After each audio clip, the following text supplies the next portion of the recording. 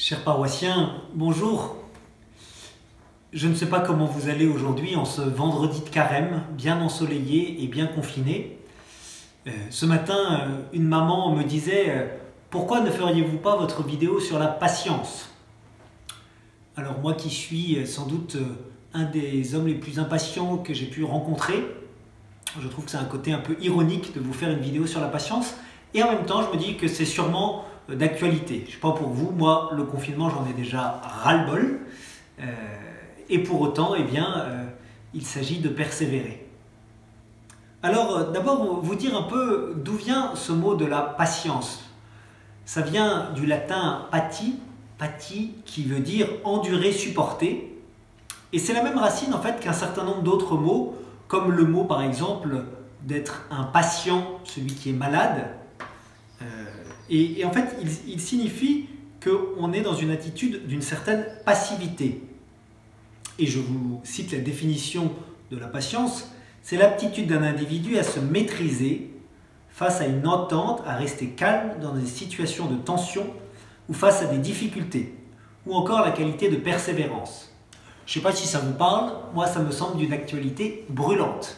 Et en fait, j'ai une bonne nouvelle à vous partager. Parce que cette patience, elle n'est pas une histoire uniquement de force du poignet, mais elle est vraiment l'occasion de devenir des saints. La bonne nouvelle, c'est qu'elle participe pleinement, sans même que nous ayons grand-chose à faire en fait, à ce que nous devenions des saints. Pour cela, je vous propose d'abord d'entendre ce que nous dit le catéchisme en nous parlant des œuvres de miséricorde. Les œuvres de miséricorde, ce sont les actions charitables par lesquelles nous venons en aide à notre prochain dans ses nécessités corporelles et spirituelles. Elles sont instruire, conseiller, consoler, conforter, comme pardonner et supporter avec patience. Et dans la Bible, la patience, on en parle très souvent. Elle est souvent traduite dans l'Ancien Testament par le mot « lent à la colère ». Peut-être que cela peut nous éclairer, lent à la colère.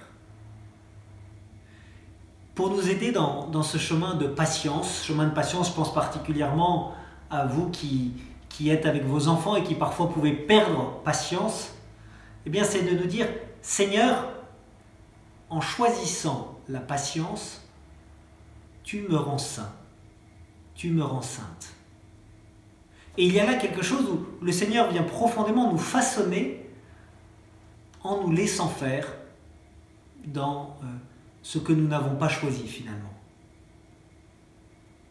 Une autre chose que nous pouvons faire, c'est contempler la patience de Dieu à notre égard. Quand nous avons une grande impatience, c'est bien de nous dire « Mais depuis combien de temps, Seigneur, tu es patient avec moi dans ce même péché dans lequel je retombe systématiquement, dans ce désir de conversion que j'ai, que je n'arrive pas à mettre en œuvre, dans finalement le fait que je piétine. » Et puis, c'est aussi une manière de lire la Bible, de regarder la patience de Dieu pour tout son peuple. C'est toute l'histoire du salut dans l'Ancien Testament avec le peuple hébreu.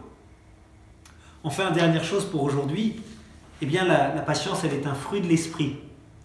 Dans la lettre aux Galates, au chapitre 5, verset 22, « Mais voici le fruit de l'esprit, amour, joie, paix, patience, bonté, bienveillance, fidélité. » Alors demandons au Seigneur, à son Esprit Saint, qu'il descende dans chacun de nos cœurs pour que nous puissions goûter ce fruit de l'Esprit Saint, ce fruit de la patience.